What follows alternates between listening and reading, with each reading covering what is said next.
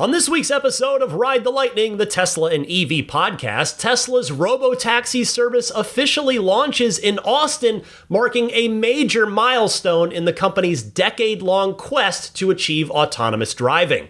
Plus, Tesla might be making another new Model Y variant. We may have just gotten a sneak peek at Tesla's AI5 FSD computer, and more.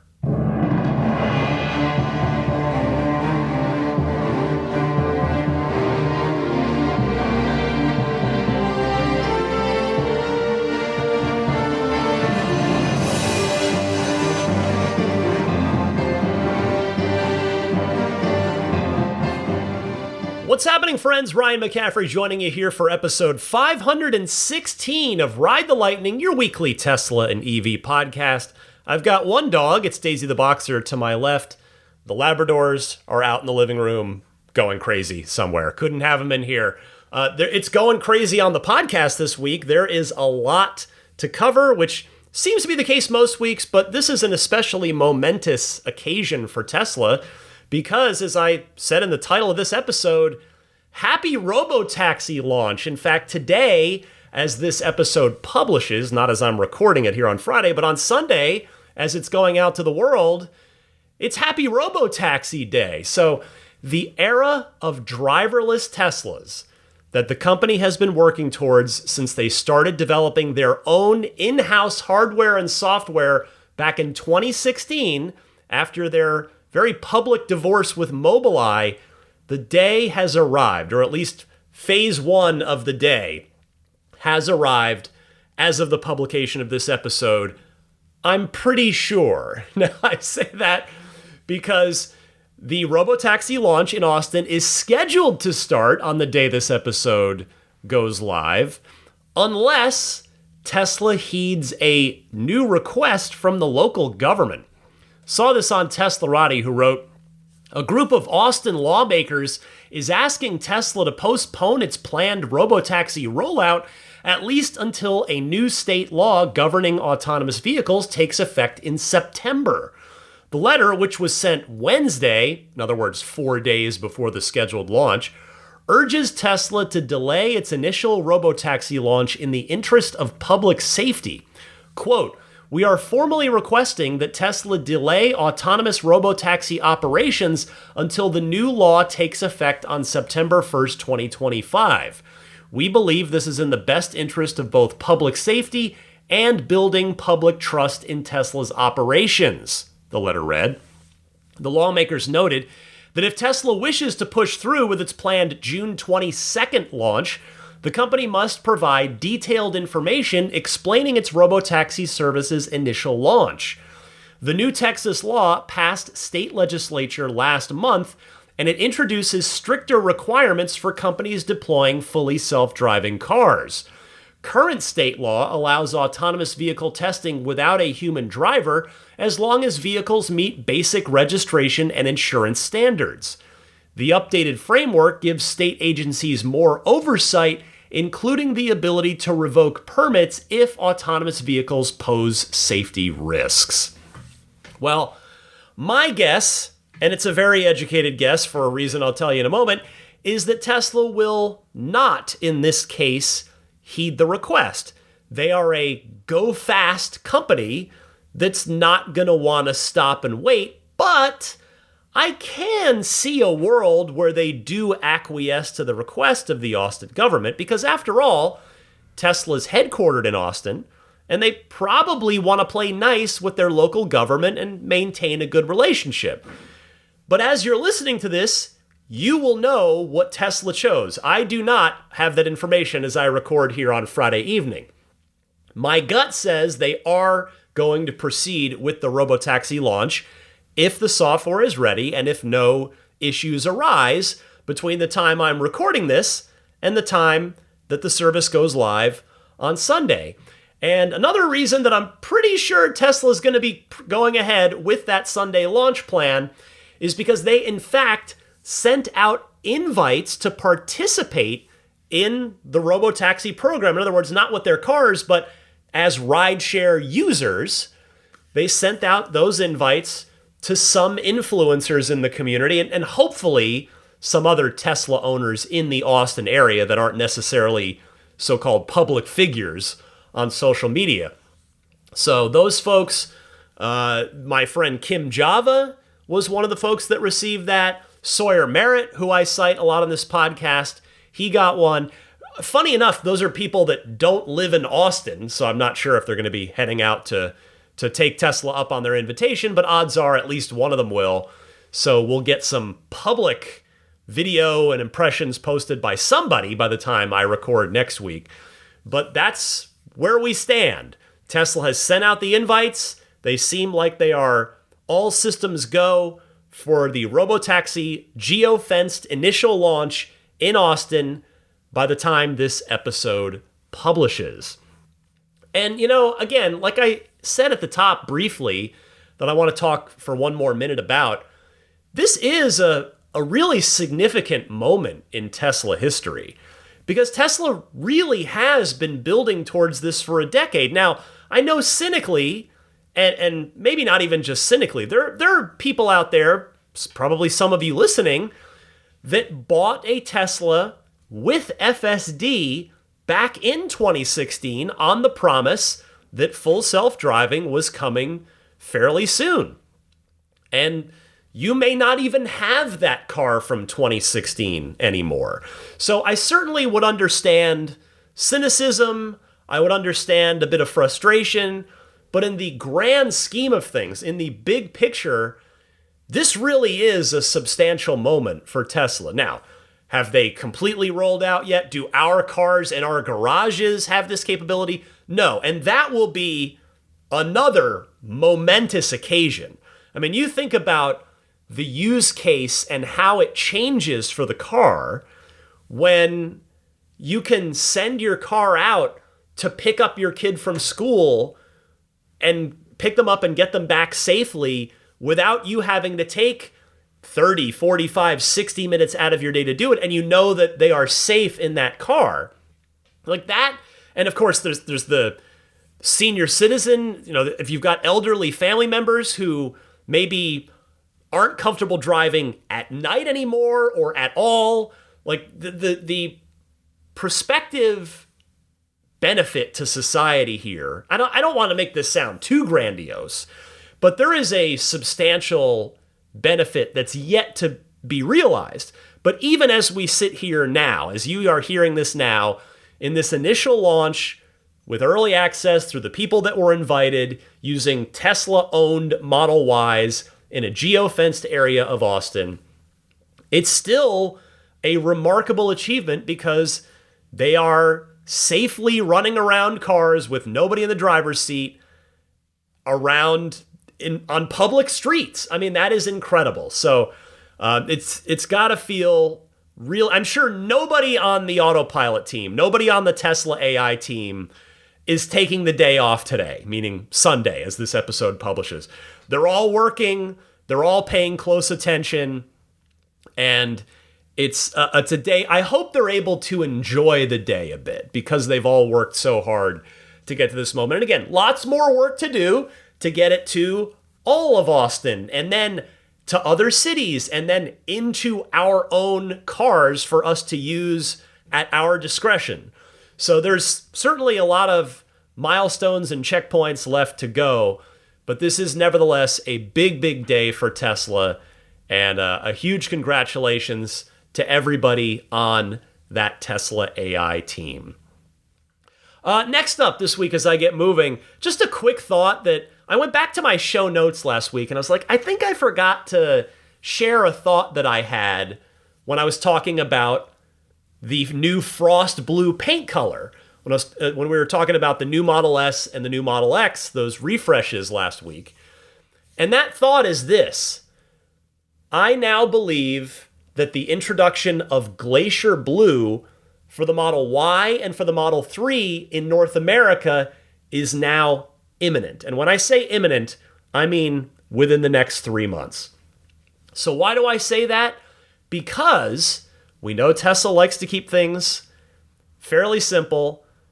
The decade-old deep blue metallic is now no more on the Model S and the Model X. You cannot order a car with it anymore. Frost Blue has replaced it. And thus, I believe Tesla will complete the deep blue metallic phase out here in the not too distant future, now that they've started it, in that Glacier Blue, I think, will debut very soon. We've only ever seen it on Model Y, but certainly they're going to offer it on Model 3 as well, I think, just because they're not going to keep 3 blues in the rotation. It's not going to happen. The 3 is not going to have deep blue metallic while the Y gets Glacier Blue. So deep blue metallic's probably going to go away. Glacier Blue will be available for Model Y and Model 3 probably quite soon. I'll take a best educated guess here, and that maybe it will debut alongside the introduction of the Model Y Performance, which I suspect will be next quarter, Q3, because Tesla will be already making a big change to production by reintroducing the Performance variant. So it seems like that's probably a good time to also introduce the new paint color. And remember, if you go back and listen to episode 500 again with Franz von Holzhausen, he all but confirmed it during my interview when he said, and I'm paraphrasing here, when I asked him about Glacier Blue coming to North America, he said, well, you can look at how we've done things with other paint colors and extrapolate from there. And that means deep blue metallic's going to go and Glacier Blue is going to come in. It's not going to be an exclusive color outside of North America. It's going to be a global color. The vehicle is global. Tesla likes to keep things as simple as possible. So that was the one extra thought I wanted to toss out from last week on the back of Frost Blue getting introduced on the new S and X. Another appetizer for this week, our white hat hacker friend, Green the Only, found something interesting and decided to share it on X, as he typically does. This is also about the Model Y, as my previous comment a moment ago about Glacier Blue was, and in this case, Green posted, quote, "The much rumored about 6-seater Model Y made an appearance in the firmware. Unlikely to be China only, as some of the speculation said," end quote. That's all he said, because he's just calling out what he sees in the firmware. If you're a relatively new listener and you're like, wait, white hat hacker friend, Green the Only, what are we talking about? There is a guy on X who goes by the username Green the Only, who's a tinkerer, a hacker. He just likes to dig into the Tesla firmware and go just scrounging around for any interesting information he can find. And he often does find interesting things, and those things prove to be true because he's not inventing things. They're things that Tesla themselves has put into the firmware, their own software code. So in this case, a 6-seater Model Y making an appearance in the firmware, to use his words. So this is interesting to me. If it's in the firmware, it means that Tesla is at least toying with it. It doesn't necessarily guarantee that a 6-seater Model Y is going to become a real product, but it also may very well become real, and it sounds like it would come to the US and not just the China/APAC regions. If it does happen, I think this probably wouldn't come out before the 7-seater does. After all, we're expecting that 7-seater very soon, as I talked about on last week's podcast. But a 6-seater obviously would use the third row and presumably a 2-seat second row, because I'm not sure how else it would be done, unless Tesla's going to put a 3-seat bench in the first row, in the front row, which I strongly doubt they're going to do that, because if they were going to do that, they would have done it in the Cybertruck like they had done in the prototype Cybertruck, and then the Cybertruck could have been a 6-seater itself. So odds are it's going to be a 2+2+2 configuration. Now, the key couple of questions that I have about this are, one, how fancy or not would the pair of second row seats be? And obviously the reason that I ask that is because the 6-seat Model X has very fancy second row seats sitting on fancy pedestals. what would the second row of seats look like in a Model Y? And then my second question is, what would this mean for the Model X, if anything? Does it threaten the existence of the Model X entirely? Especially when you factor in that there's also a 7-seat Model Y on the way, just as there's a 7-seat Model X. There's a 5, 6, and a 7-seat Model X. Now, fortunately, I would say probably not. I don't think it does threaten the existence of the Model X. There's enough of a size difference between the two vehicles to justify the continued presence of the Model X in the lineup. Also, if Tesla was going to get rid of the Model X, they probably wouldn't have just done a small refresh on it.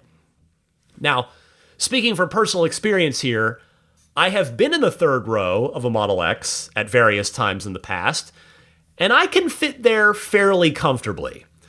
I'm not saying everybody, every adult would, but I did.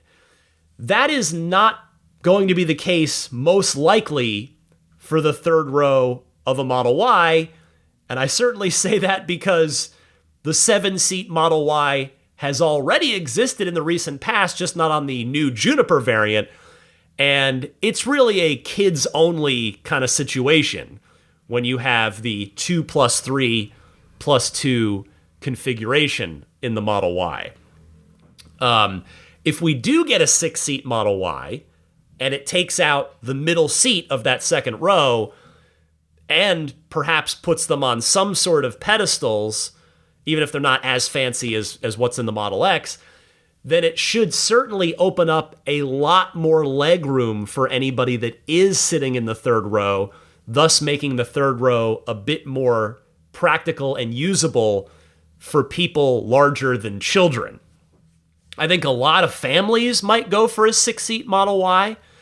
The big downside, though, which the X does not suffer from to nearly at all the same degree as cargo volume. If you need to put people in that 2-seat third row, whether it's a 7-seat or a 6-seat Model Y, it cuts into the available cargo space quite significantly. And I guess the last thing I would bring up with the idea of a 6-seat Model Y is price. All we can really do is look at the Model X as a guideline, where the 6-seat option there, again, remembering that you get those fancy second-row seats on pedestals, is a $6,500 option. I would venture a guess and say that the 6-seat option in a Model Y would be somewhere around $4,500 to $5,000. That's assuming that you get fairly nice seats in that second row. Not necessarily, again, definitely not going to be as fancy as the Model X second row is, 6-seater second row, but that would be my best guesstimate for that option in a Model Y. Now, I decided to make this the subject of this week's Patreon poll because I was curious how many of you would really be interested in a 6-seat Model Y. So the poll question this week, which again, the poll is open to everybody, open to the public. You don't have to be backing me on Patreon. You don't have to be a Patreon backer. Just stop on by anytime. Usually the new poll question goes up on Tuesday evenings, and the website is patreon.com/Tesla podcast. That's where you can find my Patreon page. And my question this week was, what is your ideal Model Y seating configuration? Lots of votes in this one, so thank you to everybody that kindly took the time to vote. And it wasn't even close. 51%, an actual majority of votes, chose the 5-seater, which is certainly not a surprise because that's what many, many, many of you own right now. You get a ton of cargo volume. It probably works. If you've got a family of 4, it probably works. Maybe some of you are making it work with families of 5. But the 5-seater winning handily. However, what I do think was interesting data to come out of this poll is what came in second place and what came in third and the margin between them. So in second place in this poll, with 26% of the vote, was a 6-seater. So there is a substantial portion of you out there that think a 6-seater Model Y would be fantastic. And I think what puts a little extra context on that 26% poll number is the percentage of you that chose the 7-seater, which was just 9% of you. So 51% with the 5-seater, 26% of you voted 6-seater, and just 9% voted 7-seater. And then another 5% said, if Tesla could somehow pull off a 2+3+3 8-seater, I'd love that. So thank you to everybody that kindly took time to vote in this week's Patreon poll. Again, it's open to everybody. Swing on by each and every week as I put up a new poll question. Speaking of my Patreon, for those of you who are kind enough to be supporting the podcast on Patreon at that $10 tier or higher, the $10 tier is the most popular one because that gets you, the big thing is the weekly lightning round bonus mini episodes, but you also get the ad-free episodes and the early access, which come at the $5 tier. But those of you that do have access to those lightning rounds, I hope you enjoyed this week's lightning round, which was about 5 features/accessories that I think the Robotaxis need. And I'm not talking about the Cybercab. I'm talking about all Teslas serving as Robotaxis. I was thinking, well, what would be useful if you're not driving and you're just riding in the car? So I came up with a list of 5, and that was the subject of this week's lightning round. So do check that out on Patreon. If you'd like to hear that, as well as the other 140-something lightning rounds, you can join the Patreon, support what I'm doing here week in and week out on Ride the Lightning by going to my Patreon page, which again is found at patreon.com/Tesla podcast. There's also an annual option if you don't want to do the month-to-month support thing. You just want to support me once for a year. There's an option for that, and if you choose that, there's a 10% discount on that annual pledge. So I'd be humbled and grateful if you chose to support what I'm doing. Podcast is free, but your support is greatly appreciated.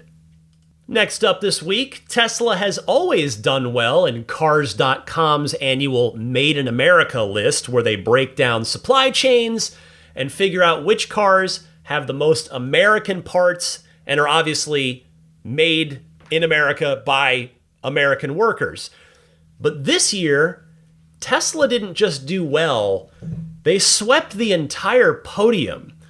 Via Cars.com, who writes, since Texas-based all-electric Mark Tesla started participating in the American-Made Index in 2020, its vehicles have consistently ranked in the top 10.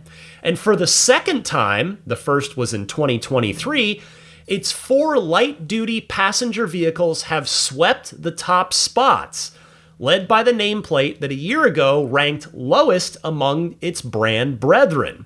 It's not just that these vehicles feature a high percentage of US and Canadian parts content or major components assembled here in the US, it's also the fact that they have so many people building these cars. The manufacturing workforce component, explained in more detail elsewhere on their website, always plays a major role in our rankings, but this year it was a decisive factor in Tesla's dominance atop the index. Thank you, Cars.com, for that. So yes, Tesla took the top 4 spots. And if you're curious about the order, which of the 4 cars came in which place, the Model 3 this year overtook the Model Y. So it would appear that the new Model 3 has more North American sourced parts and content than the old Model Y did. We'll have to see if next year, if it flips back in the Model Y's favor, since obviously the new Model Y is out this year. Side note, by the way, pretty cool that I personally am driving the most American-made car. Feels good. I don't know. It's just, hey, I'm a born in America American, and that's pretty cool to me. So that's a nice little bonus. Not why I bought the car, but it's sure cool. In third place, after the 3 and then the Y, was the Model S, and in fourth, Model X. If you're wondering about the Cybertruck, here's why it's not in here. To quote Cars.com, quote, regardless of assembly location, These vehicles are ineligible, list. Models with a gross vehicle weight rating above 8,500 pounds, mostly full-size vans, 3/4 and 1-ton pickup trucks, and larger commercial vehicles, which are exempt from AALA requirements, end quote. So it's the weight. That's why you're not seeing really any EV trucks in here, including the Cybertruck. And that's too bad, because I bet the Cybertruck would probably place really high on this list, given that it's very much made in the US, crucially, including all of its battery cells are made in the US as well. The cells are made here, the pack is assembled here, the truck is assembled here. So I suspect Cybertruck, if it qualified by their criteria, would rank quite highly. But every year, I say the same thing, and I'll say it again this year. This is good ammo against any fudsters out there that you might encounter. If they try to give you some uninformed or perhaps misinformed take on Tesla, you can bring this up. So like, oh, by the way, you don't like Tesla, but guess what? They're the most American-made cars on the market. I know I'm like a broken record with this every year when I do this story, but it is deserved, and it is worth pointing this out. So I will say congratulations once again to everybody at Tesla, makers of the most American cars that are also, crucially, the safest cars out there as well. Next this week, Tesla's next-generation FSD computer, the artist also known as Hardware 5 or AI 5, is rumored to deliver 5 times more power. I saw this on Not a Tesla App, who I've sourced here on occasion before, who writes, Korean news outlet MK has provided what seems to be a credible glimpse into Tesla's next hardware iteration, AI 5, and what it could be capable of. MK's report claims that Tesla is preparing for the production of its new AI 5 FSD computer with a performance target of 2,000 to 2,500 TOPS, which is an acronym for trillion operations per second. According to the report, Tesla is considering using Samsung and TSMC to manufacture the hardware.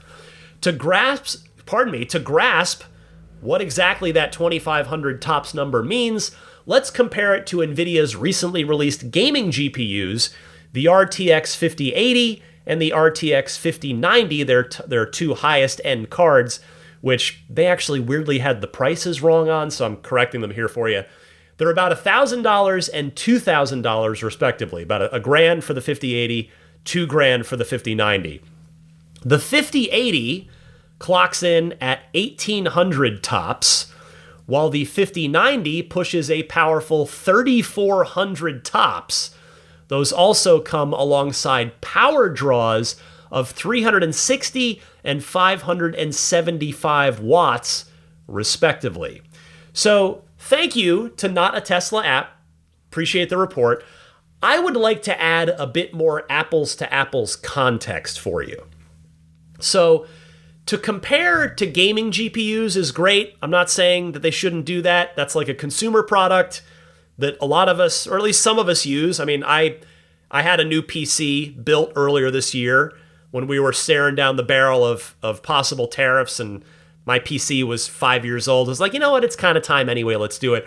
So I have a 5080 in mind. So that's definitely an interesting comparison for me.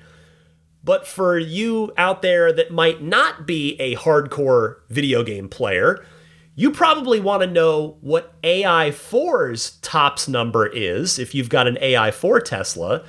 And according to what I could find online, the answer is 500 TOPS in the AI4 computer.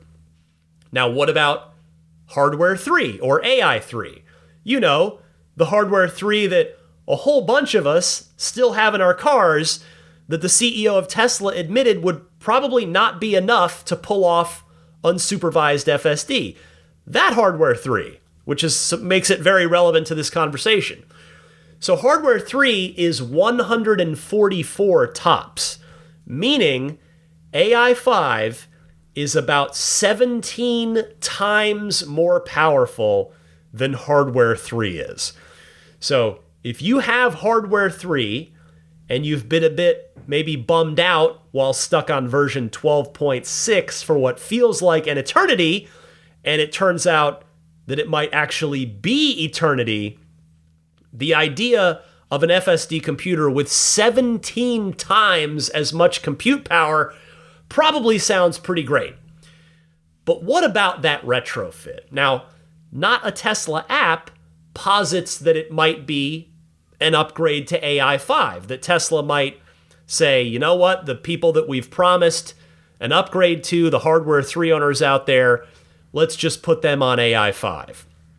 Well, I would love nothing more than for not a Tesla app to be absolutely right about their speculation. It is just speculation, just as what I'm about to say is speculation. I would love for them to be right, but if I'm being honest, I'm having trouble squaring that with the idea that if hardware 3 cars are going to get upgraded to AI5, well, then Tesla kind of has to upgrade the AI4 cars to AI5 as well, right? You can't give an upgrade to a newer FSD computer to older cars. That just doesn't really add up. I don't see how that would really make sense.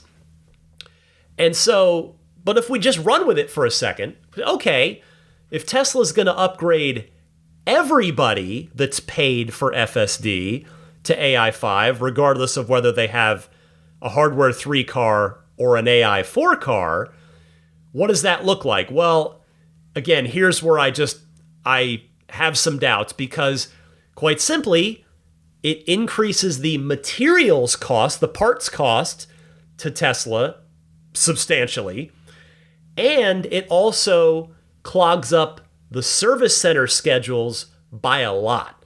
So it's tying up human bandwidth and financial resources and material, just parts. It's tying up, it's requiring more parts as well.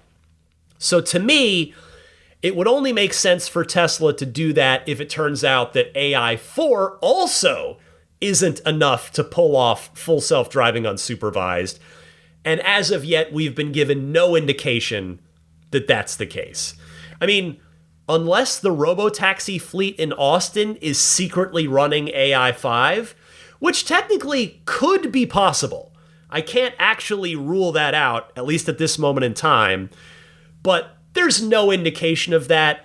And quite honestly, it would be kind of a scandal waiting to happen when, not if, people found out if that was going on. Anyway, though, all of this is to say that I think the hardware 3 upgrade is going to be to AI4, not to AI5. Again, unless AI4 is not ultimately capable of delivering full self-driving unsupervised. But it sure seems like it is, because there are cars running around Austin right now doing exactly that. And then one more thing I wanted to add here, just on this topic while we're talking about the retrofit. I do hope that a question about the plan, like a formal plan and a timeline for that retrofit, is asked and upvoted by Tesla retail shareholders for the next earnings call that's happening, by the way, in about exactly 1 month from now. And the reason I bring that up is because Tesla should politely, respectfully, have their feet held to the fire on that, rather than just let them kick the can down the road on it quarter after quarter.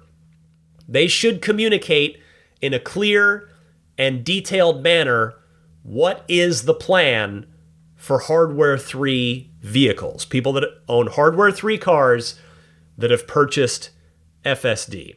In fact, on that note, what's going on with the upgrades to the hardware 3 cars should probably be upvoted to the top on every single earnings call until Tesla starts actually doing those upgrades on people's cars. Again, I'm not trying to be mean about it at all, but I do think it's important that we keep that question that top of mind for the CEO and for the Tesla team so that it happens, so that we're not just sitting here with our Hardware 3 cars, having paid for FSD, waiting months, quarters, years to get that retrofit. Before I get to your other EV news this week, and there are a few interesting stories to get to, I want to remind you that the 11th annual Tesla raffle from Chesed Chicago is here. As I said last week, you've all helped raise a lot of money for this great cause the past couple of years, and here is your chance to do so again. I welcome you. I invite you to do so. Hopefully, you'll also win the EV of your dreams in the process. So there have already been 10 winners. This year, it could be your turn. You can choose from a Cybertruck, a Rivian R1S, a Lucid Air, or any other Tesla, or pretty much any other EV, or take 50 grand in cash. Your pick from the exclusive raffle prize lineup that includes way more EVs than the few I just mentioned right now. And whether you buy one ticket or 100, remember that it's a win-win because you get a shot at a truly amazing prize. Plus, your ticket helps Chesed Chicago support families in crisis through 80-plus life-saving programs, from food and furniture to job placement and more. Only 9,999 tickets will be sold, and if you buy 2 or more tickets before July 10th, which again, you can use the discount code to get a discount on, you'll also be entered separately. It won't overwrite your entry into the main raffle, but you'll also be entered to win a bottle of Tesla tequila valued at $1,600, no strings attached. So, that discount code I was mentioning a moment ago, here you go. Go to ccraffle.com now, or click the link in the episode description, and use the promo code RTL to get $25 off of 2 tickets or $500 off of 15 tickets. That's ccraffle.com, promo code RTL. It's your chance to win big, give bigger, and maybe become the next winner of a luxury EV. A sincere thanks to all of you for entering this raffle to help out such a great cause once again. Next up this week, again, my friends at XCare. Don't forget about them. They have the best extended warranty option in the EV business. They are redefining the electric car extended warranty. They're not thinking outside the box. They're building a new box. In fact, it's not even a box. It's a geodesic dome. In all seriousness, though, they offer a lot of flexibility with their extended warranty programs for your Tesla or other EV, such as, for instance, you could do a 2-year, 25,000-mile extended warranty, which is similar to what Tesla offers. You could do a 3-year, 40,000-mile. That's what I have. 5-year, 60,000-mile extended warranty, all the way up to 10 years, 125,000 extra miles. You choose what works for you. Don't forget, they also have a high voltage battery and drive unit policy, which you can either get separately or added on to your general policy. So if any of that sounds good, I encourage you to go to their website, just poke around, configure something that might work for you, and then make sure to use XCare's one-time payment option, which will give you $100 off because you're a Ride the Lightning listener using the discount code LIGHTNING. The easiest way is just to click the link in the episode description, but the website is accelerateauto.com/xcare. That's XCELERATEAUTO.com/XCARE. $100 off using the discount code LIGHTNING when you select XCare's one-time payment option. In other EV news this week, thank you to loyal listener and kind Patreon supporter Michael Gallo for sending this one in. Ferrari has delayed its second EV due to what they say is weak demand. This was a Reuters exclusive, and they wrote, Ferrari has delayed plans for its second fully electric model that was due out in 2026 to at least 2028 because of a lack of demand for high-performance luxury EVs, two sources close to the matter told Reuters. Known for its roaring petrol engines, Ferrari has sold hybrid models since 2019 and will begin unveiling its first EV in October this year in a 3-stage process culminating in a world premiere in the spring of next year. First deliveries to customers are expected in October of 2026. As part of Ferrari's undisclosed internal plans, a second EV model was planned for around the end of 2026, but now it's not expected before 2028, one of the sources said, who added that real sustainable demand is non-existent for an electric sports car. The source said low market interest would also give Ferrari time to further develop in-house technology for its second electric vehicle, although soft demand remained the main reason for the delay. Ferrari has announced long-term plans to sell EVs, and Reuters previously reported Ferrari has a second EV model under development, but the carmaker has not publicly disclosed any plans beyond its first EV. Other sports car makers have already postponed or scaled back their electric ambitions because of a lack of consumer interest. Ferrari's Italian rival Lamborghini, a unit of Volkswagen, said in December that it will launch its first electric model in 2029 instead of 2028, and Germany's Porsche cut back its plans for EVs amid soft sales of its electric Macan SUV and Taycan models. Earlier this year, Maserati, the luxury brand of Stellantis, canceled plans for an electric version of its MC20 sports car. The plan for a second Ferrari EV has been delayed twice by the Maranello, Italy-based company.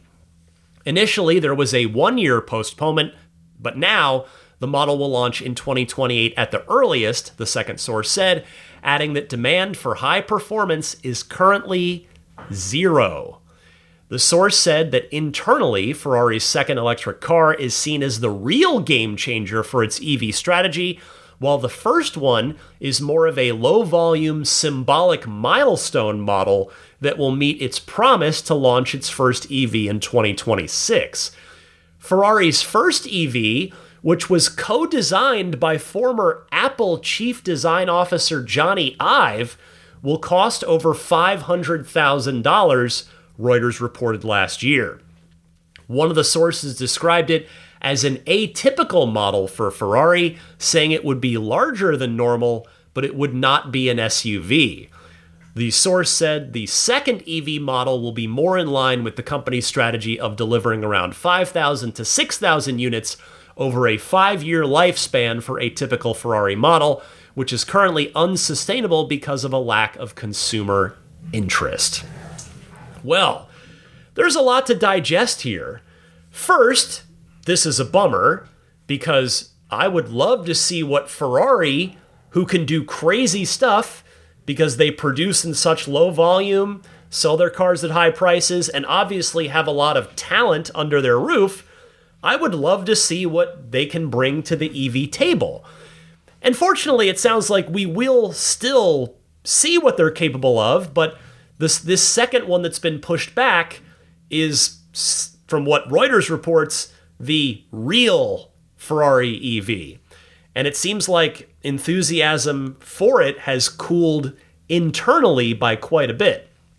Now, the second thing I wanted to bring up here is something that was news to me, so maybe it's news to you.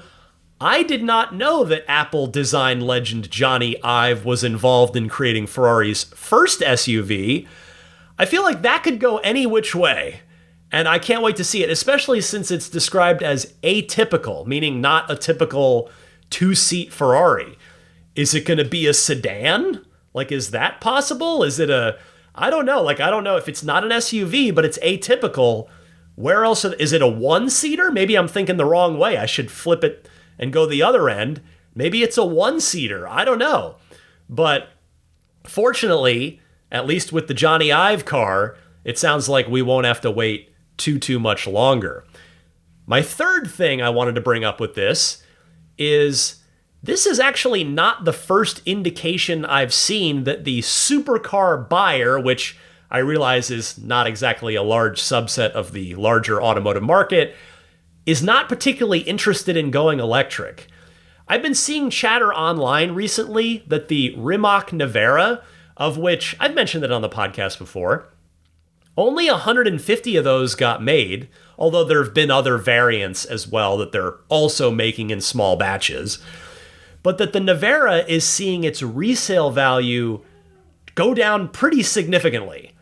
And sure enough, and in fairness, it's only one example after Michael Gallo and I both looked this up.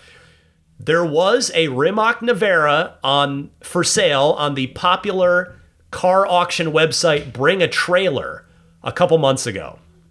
The car, for reference, was over $2 million new, and this 2023 Nevera that was on the Bring a Trailer website did not sell. The reserve was not met, and the high bid was only, with the biggest air quotes ever, $1.27 million.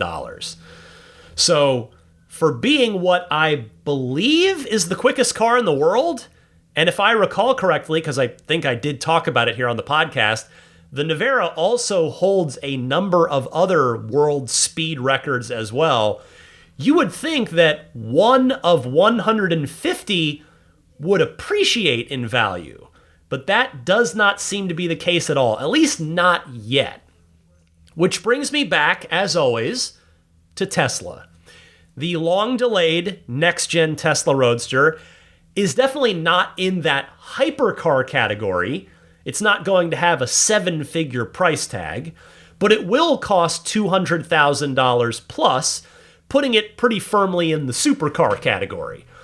It will be a toy, a technology showcase, as Franz von Holzhausen phrased it to me in that episode 500 interview from a few months ago. And so, it makes me think about what happens if the Roadster finally gets made. And remember that Lars Moravy looked me in the eye on episode 499 and told me that it's going to come out, that they're working on it and it's going to come out. So when that car finally arrives, I have to wonder if there's really not a hot market for electric supercars. And in fairness, it's not like there's a huge market for cars that cost $200,000 plus or more, period. But I can't help but wonder if Tesla's just going to do a relatively small run of the next-gen Roadster over the course of, say, 2 to 4 years, much like the original Roadster, coincidentally, which was a 4-year run, and then retire it forever. Like, I could absolutely see that being the case. There just likely isn't going to be enough demand to make 1,000 of them every year. Not at those prices. Now, Tesla has already promised 1,000 Founder Series cars, which are supposedly sold out. But beyond that, they can sell as many of the general, or as few, of the general production Roadsters as they want. But based on what we're seeing out there now, I am wondering if the new Roadster's production run might cap out at, say, 5,000 at the high end. The original Roadster, for comparison, 2,400 plus. And if my hypothesis is correct, does it mean that the new Roadsters might one day appreciate in value? Well, maybe, but this latest evidence with the Nevera suggests that, well, maybe not. But if the new Roadsters do become more valuable than their original sticker prices, and that's, again, I have to say, if they ever get made to begin with, I think it's probably going to take some time, like 10, 15 years, for them to eventually start appreciating in value past their original price, which is exactly what happened with the original Roadsters. That's where they are now. They are now gaining value, which they were, you could get an original Roadster at one point for 60 grand, for like half the price, roughly, of what it originally went for. So we'll see what happens with the new Roadsters if and when they ever hit the streets. But I do have to think that Tesla's probably not going to want to produce them for too long if there's just not going to be a huge demand for them, especially a huge sustained demand. All right, in other EV news this week, other EV news, Nissan has announced the third generation Nissan Leaf, and honestly, it sounds pretty decent. And I wanted to mention this story this week because I have long held a pretty negative opinion on the Leaf, and that's mainly the first generation version, which okay, I know the range was not great. I'm not even talking about the range on the original Leaf. I'm talking about what it looked like. The original Nissan Leaf, in my opinion, was one of the ugliest cars I've ever seen. The second generation Leaf that's on the roads now looks totally fine. I don't think it's ugly. I don't think it's bad in any way. It looks fine. But this newer one, this third generation one, I think it's a bit nicer still. And it definitely looks very modern, very new, and it has nothing in common stylistically, aesthetically, with either of the previous two generations of Nissan Leaf. I saw this story on Drive Tesla Canada who wrote, "The Leaf transitions from a compact hatchback to a sleek SUV-inspired crossover that prioritizes efficiency, technology, and everyday usability. With up to 303 miles of estimated range, a modernized interior, and compatibility with Tesla's supercharger network, the 2026 Leaf is Nissan's boldest attempt yet to reclaim its position in the mass market EV segment, 3 trims, S Plus, SV Plus, and Platinum Plus, will be available at launch, all featuring a new 75 kilowatt-hour liquid-cooled lithium-ion battery paired with a single front-mounted motor. This setup delivers up to 214 horsepower and 261 pound-feet of torque. The base S Plus trim is expected to achieve the highest range at 303 miles, while the SV Plus and Platinum Plus will offer 288 miles and 259 miles, respectively. For customers seeking a more budget-conscious option, a 52 kilowatt-hour version will follow at a later date. This model will offer 174 horsepower and 254 pound-feet of torque, though range figures have not yet been disclosed. Charging has seen a major upgrade in the 2026 Leaf. The car now supports DC fast charging at up to 150 kilowatts through a native NACS port, giving Leaf drivers direct access to Tesla's supercharger network. A second J1772 port on the driver's side supports level 2 AC charging at home or at most public charging stations. Inside, the Leaf has undergone a full transformation. The new cabin features a flat floor and redesigned center console for more usable space. Upper trims come equipped with dual 14.3-inch displays and built-in Google apps, including Google Maps with EV route planning, the Google Assistant, and Google Play. The base S and S Plus trims use dual 12.3-inch displays and support wireless Apple CarPlay and Android Auto. One standout feature, exclusive to the Platinum Plus trim, is a dimmable electrochromic panoramic roof, Nissan's first, allowing the driver to adjust the opacity of the glass at the touch of a button. A 10-speaker Bose Personal Plus sound system with front headrest speakers is also standard on this top-tier trim. Every Leaf comes standard with Nissan's Pro Pilot Assist, which combines adaptive cruise control and lane centering for semi-automated highway driving. The 2026 Nissan Leaf will go on sale this fall. Final pricing has not yet been announced, but Nissan has indicated that the base model could start in the mid-$30,000 range in the US. Well, I know a lot of you will say, well, hey, just get a Model 3. It's a better car. And yes, it is. But a 3 still starts in the low 40s before tax credit. The Leaf looks like it's going to start in the 30s, and affordability is really important. So certainly if someone can afford to step up to a Model 3, they're going to get more range, they're going to get better software, they're going to get faster fast charging, among other things. to say nothing of FSD capability. But the Leaf is a car that needed some serious improvement, and Nissan appears to have given it just that. It seems like a pretty nice, affordable option right now, or at least once it comes out, that is, in the coming months here. But I hope it does well for Nissan. I really do. The only thing about it that I genuinely find strange is how it has 2 charging ports, different ports, one on each side. Like, why bother with the J1772? Just embrace the NACS port and save the money on every single car, if you're Nissan. Just leave the J1772 port off of it. But hey, it's Nissan's money, not mine. Also, last thing, Nissan offering an electrochromic glass roof on this that's genuinely cool. I'm sorry, that is just cool. That is technology that was only going on supercars not too long ago, and now it's becoming more common. And so Tesla, if you're out there listening to this, all Teslas have large glass roofs, and they are just begging for this feature. And seeing this on the Leaf makes me really wish, I did a lightning round about this a few weeks ago, but seeing the electrochromic roof on the Leaf makes me really wish that this had been on the Model S mini refresh that we just got to.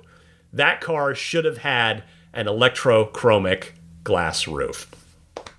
Last thing this week is, speaking of new EVs, GMC has a new EV pickup truck model that, in my opinion, is notable for one particular reason. That's why I wanted to mention it here today. This comes via Tesla tipster Sawyer Merritt, who posted on X about the GMC Sierra EV, the AT4 trim. So it is an off-road focused AT for all-terrain, no doubt. An off-road focused Sierra EV with up to 478 miles of range. For the base model, which gets you 390 miles of range, that's $81,000. If you want that 478 mile version, $92,000. The battery pack is 230 kilowatt hours. Apparently it's 218 kilowatt hours is usable.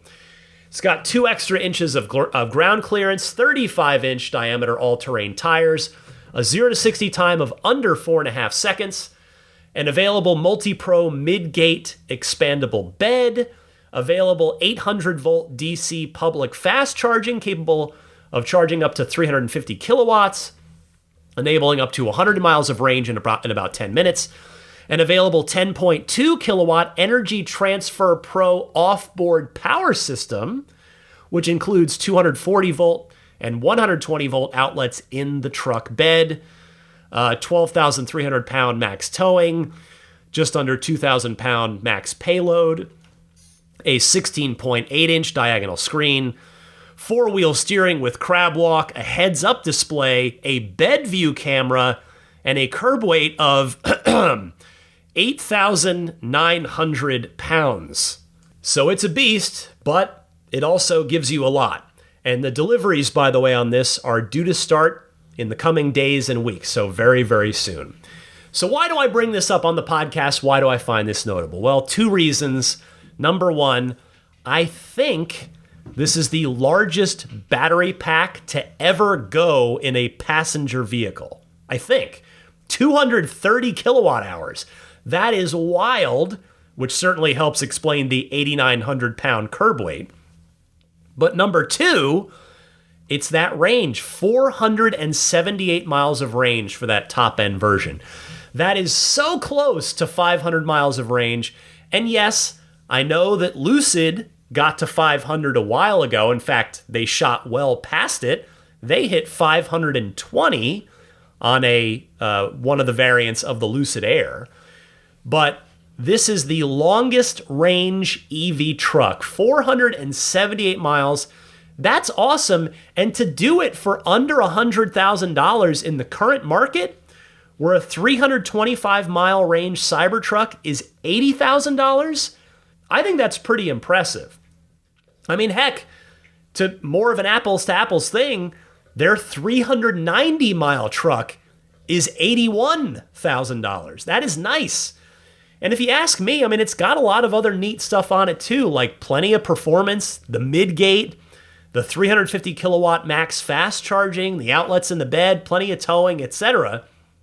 I mean, this feature list doesn't mention an NACS port, but GM is signed on to that NACS alliance. So if the initial shipping version of this doesn't have an NACS port, it will before too long. So I don't know how many they're going to sell, but certainly if Tesla had offered a 478 mile range Cybertruck for about 90 grand without the option, without having to do it via a range extender that it turns out they're not going to do anyway, I really think Tesla would have gotten a good number of takers on that.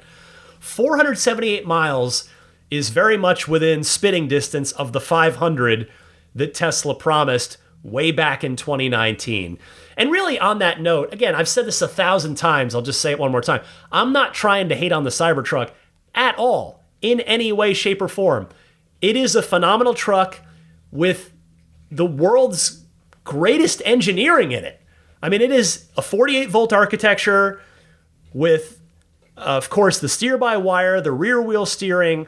I mean, it is an incredible piece of technology, the Cybertruck, to say nothing of the cold-rolled HFS steel that you can take a hammer to and it doesn't dent, it doesn't ding. I mean, the Cybertruck is amazing, but we know that sales of the Cybertruck are not where any of us thought it was going to be when there were about 2 million of us in line waiting to buy one. And that I really, truly believe that the majority of that comes down to price and what that price gets you. And I know Tesla certainly didn't do it on purpose, but they shot themselves in the foot accidentally by promising the specs and the pricing that they did back in 2019, and then the world changed and they couldn't deliver that anymore in 2024. So again, if Tesla had been able to deliver, let's just pretend, if Tesla had delivered the 500-mile range Cybertruck for the $70,000 that they said it would be in 2019, there would still be a mile-long line to get Cybertrucks.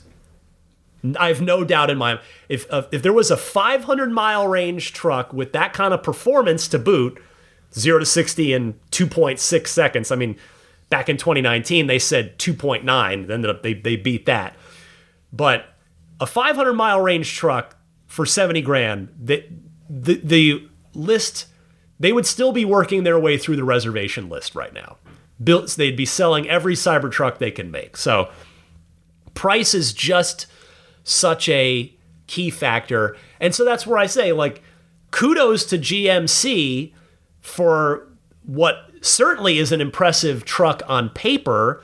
I hope it does well for them, and I'll be curious to see how well it does, given that, okay, it's 80 grand is still a lot of money, but 390 miles of range is awesome, and 478 miles of range for 92K, again, a lot of money, but a lot of range. So good stuff from GMC. Competition is good. I hope this truck does well for them. All right, that is everything in another busy week of Tesla news. But stick with me. I've got a few of your Ride the Lightning hotline phone calls all teed up and ready to go right after this. This is Bill Daniels, the voice of Night Industries 2000, or KIT. You're listening to Ride the Lightning, the Tesla unofficial podcast. Happy electric motoring. It's time to hear from all of you. In the Ride the Lightning hotline, this is your chance to potentially be featured on an upcoming episode of the podcast. If you've got a Tesla or EV-related question, comment, or discussion topic, I welcome and invite you to send it my way. Now, how do you do that? There are two easy methods to call in. One, use your smartphone's built-in voice recording software. Record your question. Please try to keep it to 90 seconds or less so that I can get to as many callers each week as possible. And then email that file to me at my podcast email address, which is teslapodcast@gmail.com. Or you can take that same 90-second or less question and just call in and leave a message on the Ride the Lightning hotline. It's a toll-free number. You can dial it anytime. And the number is 1-888-989-8752. That number again, 1-888-989-TSLA. And if you know someone special with an upcoming birthday, anniversary, graduation, or some other special occasion, you can give them a unique gift of recorded voices from friends and family telling them why they're special. The recordings can be podcasted or put onto a keepsake. Visit lifeonrecord.com to learn more. First up, here's Lauren in Medford, Oregon. Hey, Ryan. My name's Lauren Willis, and I live in Medford, Oregon. And I had the exact same issue with my Model 3 weaving in and out of lanes drunkenly. And I did get in touch verbally with a customer service member, and they escalated my issue up to engineering. They came back and told me that I needed to get my car realigned. I have a 2023 Model Y. I had it realigned and it really wasn't out of alignment. But then I just kept pushing and pushing and pushing and pushing and pushing. And I don't know what they ended up finally doing. I don't know if they put out a reset to my last software update, but magically I'm fine now. So I would just encourage you to keep pushing customer service. Okay, bye. Hi, Lauren. Thank you for calling in and for sharing your story. That is an incredibly interesting series of events that you just described. Bottom line, though, is that I'm super glad to hear that you're not having the issue anymore. Now, when I had first listened to your call, I had an update, just, a minor fixes update, because that's all we've been getting lately, pushed to my car, the 2018, the Hardware 3 car, and I hadn't had a chance to drive it when I had first listened to your call, but today I did drive it, and it is very much still behaving erratically. It might not, maybe it's a little better, but it's still not anywhere close to staying in the center of the lane like it should and like my AI4 car does. So I'm very glad to hear that you are back on the literal straight and narrow, as it were, but I'm not sure what's up with my car. It sure seems like a software thing. And I've seen other, I'm not alone. I know that on this. So hopefully Tesla gets around to getting that fix on the Hardware 3 cars sooner rather than later. Next up is John from Indianapolis. Hi, Ryan. This is John from Indianapolis calling, actually on the road right now and heading towards Indianapolis. And I've been listening to your June 1 podcast. And I've been getting some text messages during your podcast from some friends and family. And one of the things that's very annoying to me is when you press the button to have it read the text message, it still plays the podcast in the background. And so I can faintly hear your podcast while I'm listening to the message. It actually makes it a little hard to distinguish the actual text message. I wish it would just pause the podcast, allow the text message to play, and then unpause the podcast. Or at least have an option to where I could say, hey, when playing back text messages, pause music or pause podcast so that I don't miss part of your podcast. Otherwise, when the message is done, I have to back your podcast up, 15, 30 seconds or so and catch what I miss. Additionally, what's really frustrating is when somebody likes a text message and that comes back to you and you play it and it says, hey, my wife liked my text message, and then it starts to read the whole text message that they liked. That I find to be very annoying, and I want that to go away as quickly as possible. I know you can hit the scroll wheel to do that, but it's not always a very quick response. What I have discovered is that if you go to the lower left-hand corner of the screen where it shows that the text message is playing, and you just swipe that little notification down, it'll instantly stop playing the text message. So that is one way to have the text message immediately be quiet. But it's still annoying just in general when text messages plays that it does not pause the music or pause a podcast, or at least give you an option to do so. So that's something I'd like Tesla to do in the future. Thank you very much. Bye. John, I appreciate the call. I think this is good constructive feedback for Tesla. I thank you for sending in the mini pro tip of sorts on how to make a text message stop playing back without double tapping the right scroll wheel or voice button if you've got a newer Tesla. I especially think that your feedback on your song or podcast still playing underneath the voice text playback instead of pausing it is something that Tesla should absolutely take note of. It's one thing if it's a song, right? But if it's a podcast and you've suddenly got two people talking over each other in your car, that's a bit annoying. So hopefully somebody on the Tesla team hears this and takes that feedback into account. Happy electric motoring out there, good sir. I've just got time for one more call this week. It comes from Luis in Mexico. Thanks, Ryan. Luis from Mexico here. Long-time listener. I wanted to tell you we have great news in Mexico that we just had that FSD subscription come online yesterday, Thursday, and we can now in Mexico just pay month by month if we want to try FSD. The thing is, I think we have a lot of potholes, a lot of speed bumps, and I'm pretty sure much of the Mexico community on Tesla have said that they don't recognize the potholes or the speed bumps, and we have quite a lot of them. So I was wondering, is this something that in the US FSD started to learn where the potholes are, where the speed bumps are? Does it get any better? Do we have to wait until it learns a little more, or we have to teach in our environment, our nearby speed bumps or potholes? Yeah, thanks for listening.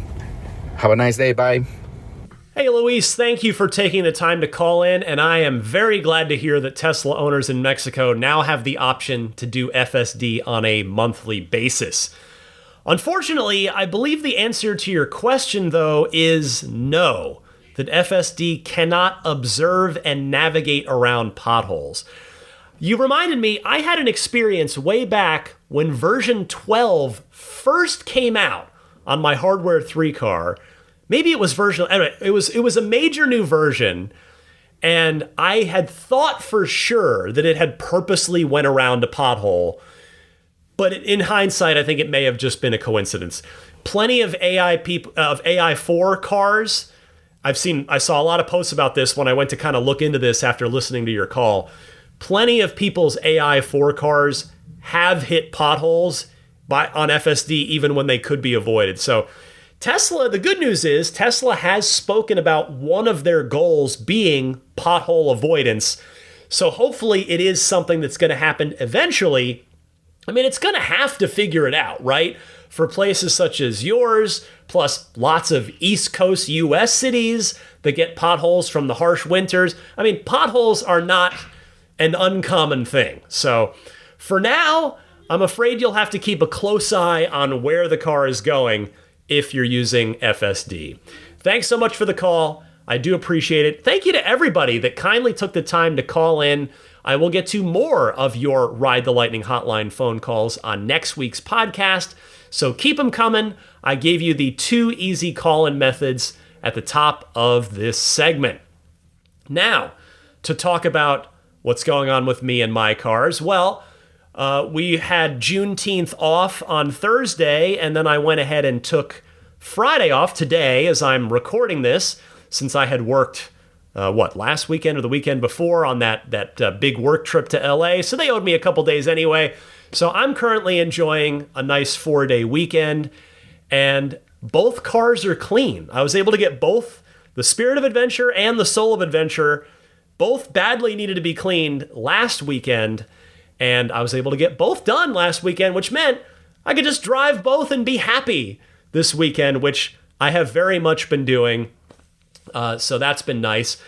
On a slightly less happy note, I finally remembered to put in my podcast notes something that's been annoying me in my car that I wonder if any of you can either empathize with, if you're experiencing it as well, or maybe somebody's got a solution. So I am having a consistent issue in my new car, the Soul of Adventure, my 2024 new Model 3, that, again, I'm curious if anybody else out there is experiencing this.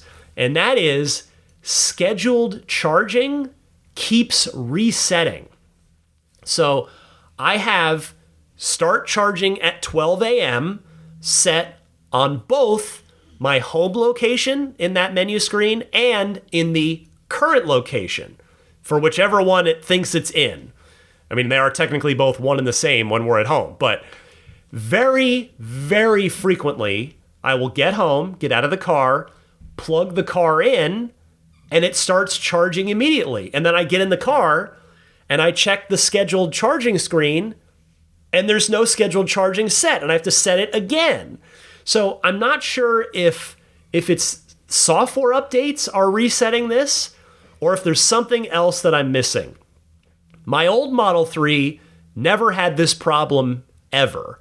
Although I haven't really tested it recently because I basically only supercharge that car now because it doesn't get driven as much since it's my wife's car, and we tend to take it out with the dogs on weekends and we just supercharge on the way home because that car, we're lucky that it has free supercharging for life on it.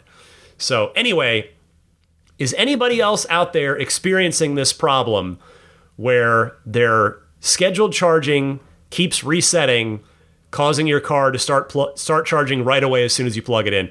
Please drop me a line if this has been something that you've encountered, and especially if you've found a solution. I'd love to hear it so that I can, A, be done with this myself, and B, share it with everybody else in case anybody else out there is experiencing it as well.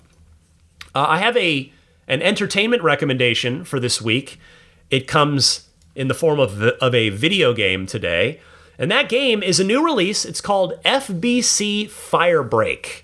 It's from the same team that made Alan Wake and Quantum Break and what was their other...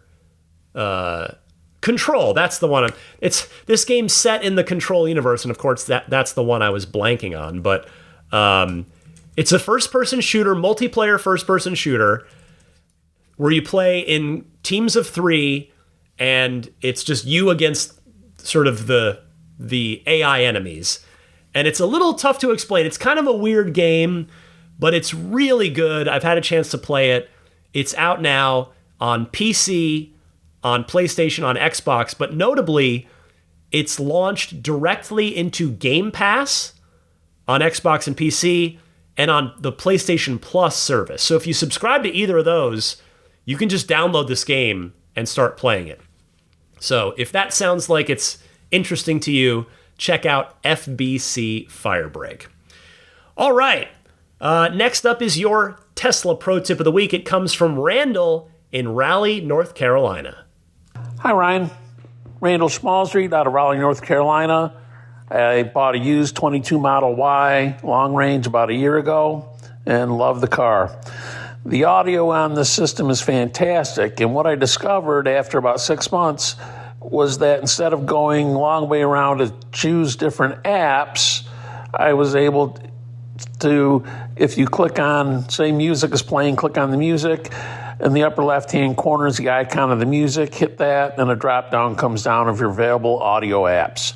So that's a shortcut to get to the different audio apps. The second item was, it'd be nice if the equalizer would change 4 different apps, or if there were a drop-down of pre-selected settings. So my music can be one setting with high bass, and my Audible apps or podcasts could have high mid-range and lower the bass and the treble. So thanks for your time, and thanks for all you do. And hey, good luck with that pizza oven you have. I have one too and love it. Hi, Randall. Thank you for the double awesome phone call here. You kindly gave a bit of a pro tip, which, yes, I'm counting this as a pro tip, as well as a constructive feature suggestion for Tesla. Now, just in case folks weren't familiar with that drop-down menu that you referred to, it's great to tell people about because it is a great, quick way to switch between your audio sources, your audio apps.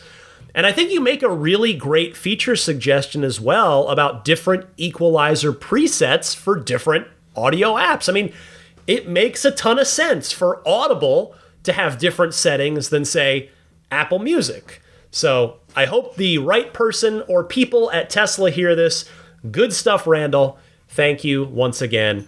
And I love the pro tips. This is one of my favorite parts of each week's show. Every single week, there's a pro tip of the week that comes from you guys, the Tesla community.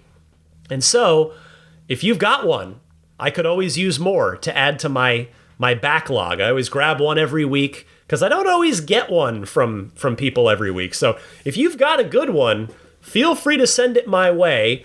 And the easy way to do that is to use either of the same 2 call-in methods that you do for the regular Ride the Lightning hotline. I gave you those 2 call-in methods a little while ago.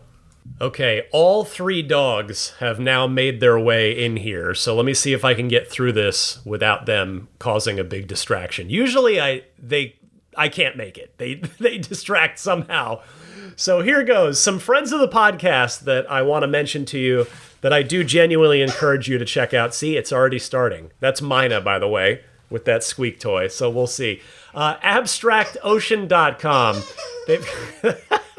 I'm not even 30 seconds in. Mina, I'm not even 30 seconds in. Oh my goodness. I gotta take it, Pops. I'm sorry. You grab another toy out of the toy bin. I gotta take that one. All right. AbstractOcean.com. They've got a million great aftermarket accessories for all the Teslas, as well as a couple Rivians as well. So give them a look. AbstractOcean.com. A lot of lighting kits, both interior lighting kits, exterior puddle lights. They've got those for cheaper than Tesla's price, even though it's the same Tesla word mark puddle light. So buy it from them rather than Tesla. I wish I had done that, but I didn't stop to think about it. So I'm reminding you, if you're interested in puddle lights, check out AbstractOcean.com. They also have that really awesome, custom-made, tempered glass, Gorilla Glass screen protector. So just a lot of good stuff. Take a look, AbstractOcean.com, and use the coupon code RTLPodcast at checkout to get 15% off of your first order. That coupon code again, RTLPodcast, which is all one word, no spaces. The snap plate, which is the front license plate bracket that I recommend if you either want or are legally required to have a front license plate on your vehicle. The snap plate and newer, stronger snap plate plus are available for Model 3, Model Y, Model X, and Model S. And yes, the Model Y version is a newly redesigned one for the new Model Y to account for the lower front bumper camera. I guess they're going to have to redo their S and X one too.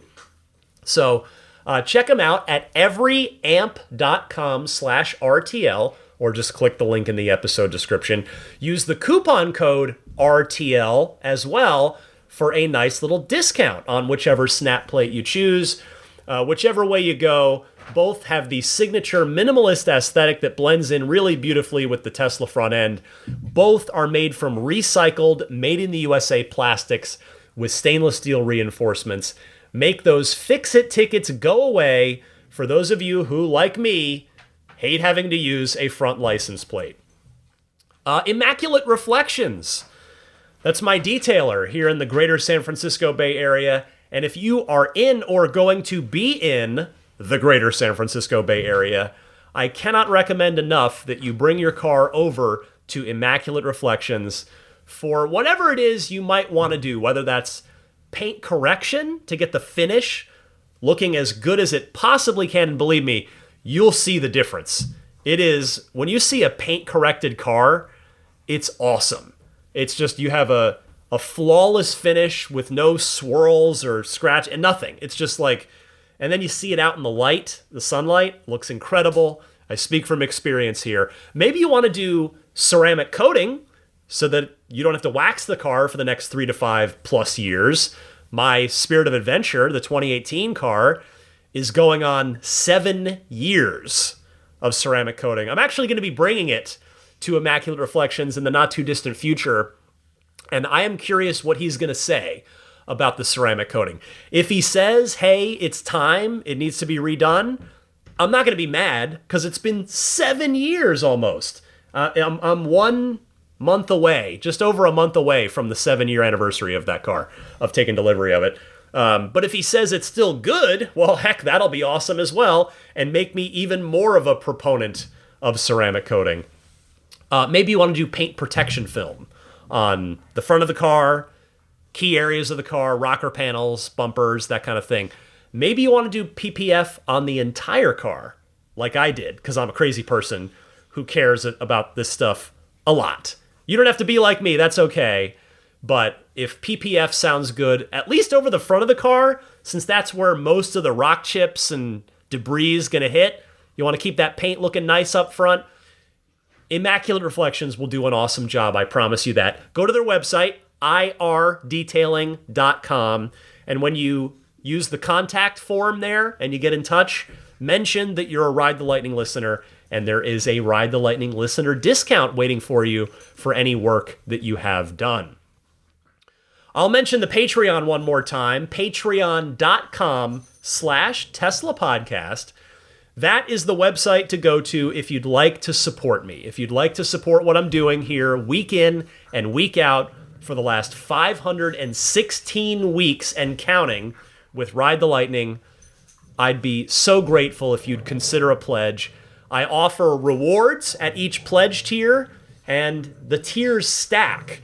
So if you do that most popular $10 a month tier, you not only get the $10 tier perk, which is those weekly lightning round bonus mini episodes, but you also get all the perks below that, which in this case is the perks of the $5 tier. That's the base level tier, and that's early access to each week's podcast and an ad-free episode that you get early. So the $10 tier is ad-free, early access, and all of those lightning round mini episodes.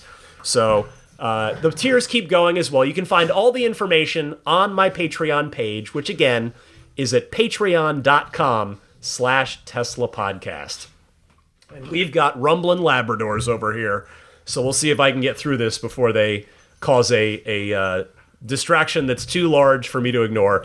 If you are not already following this podcast on whatever your favorite podcast service happens to be, I do recommend that you do that so that, yes, you're rumbling, I hear it. So that you are being reminded every time there's a new episode, which, as I'll kindly remind you now, new episodes drop every Sunday at 6 a.m. Pacific, 9 a.m. Eastern, but you don't have to remember that if you follow the podcast on your favorite podcast service. Doesn't cost you anything, so just go on your favorite podcast service, whether it's Apple Podcasts or Spotify or TuneIn or YouTube Podcasts, and just search for Ride the Lightning Tesla. You should find me no problem. Click the follow button, and you're good to go. You can email me anytime about Tesla or EV-related things. That email address is teslapodcast@gmail.com.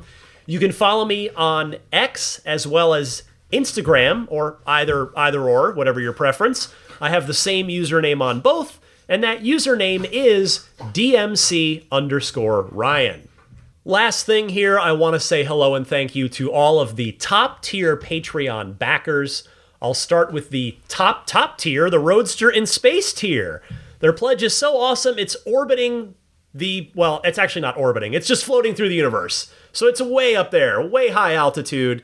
And I want to thank all of those folks. They are Pete White, Lyle Austin, Steve Radspinner, Fernando Cordero, Lawton from Chicago, Sean Neidig, Neil Weaver, Jackson Wallace, Rolf and Jennifer Evers, Howard Anthony Smith, Victoria Iacovetto, Tesla Hitchhiker 42, Carol Weston, oh, the puppy approves, Robert from near Philly, American Home Contractors, Doug Carey, Michael Gallo, and Tony Figueroa.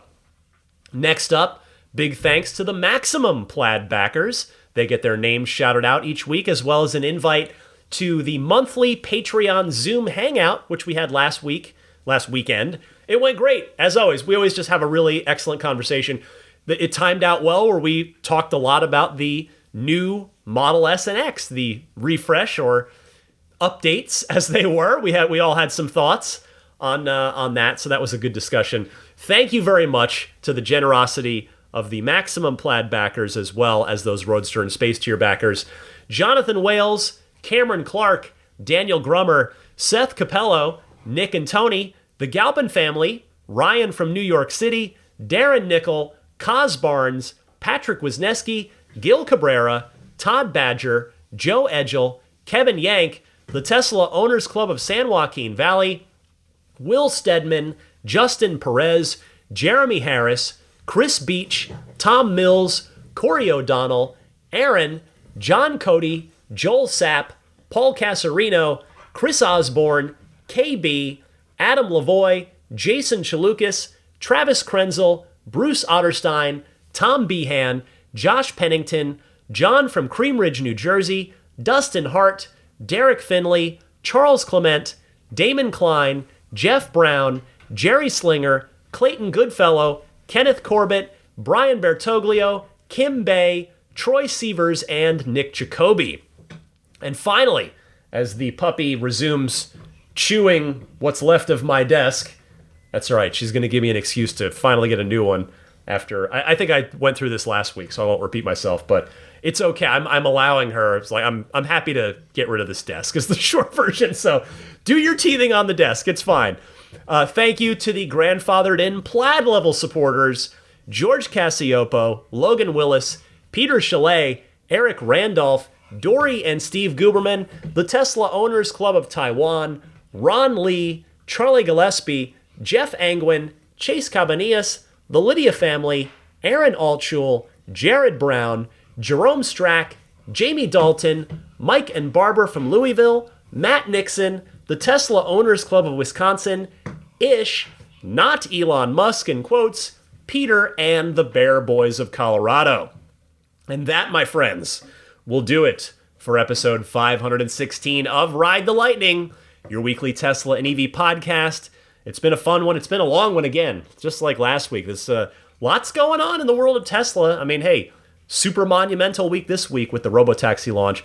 I'm curious how long it's going to take to make its way to San Francisco, because I have to imagine San Francisco's on the short list of the first cities it'll come to because, well, quite frankly, a bunch of the Tesla engineers live here. And we've already got Waymo, so I'm sure San Francisco will be sooner rather than later. But for now, I'll be curious to check back in on next week's show, and I'll be sharing reports of what people thought of it that got to try it out. So stay tuned for that. And as always, everything else that's happening in the world of Tesla and the world of EVs. Happy electric motoring, my friends, and I'll see you back here next week.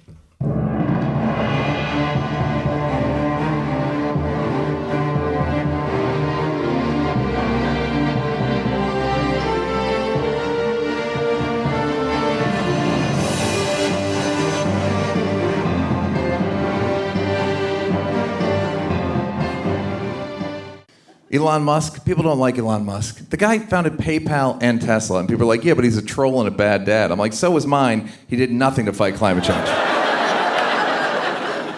Also, have you been in a Tesla? Have you been in a Tesla? My buddy let me drive his Tesla. I laughed out loud. at how fast it went. Been clinically depressed my entire life, on dozens of medications, in a Tesla for 13 seconds, cured forever. I mean, I think a Tesla is the most fun thing you could possibly buy ever. That's what it's meant to be. Our goal is to make it's not exactly a car. It's actually a thing to maximize enjoyment. It's maximum fun.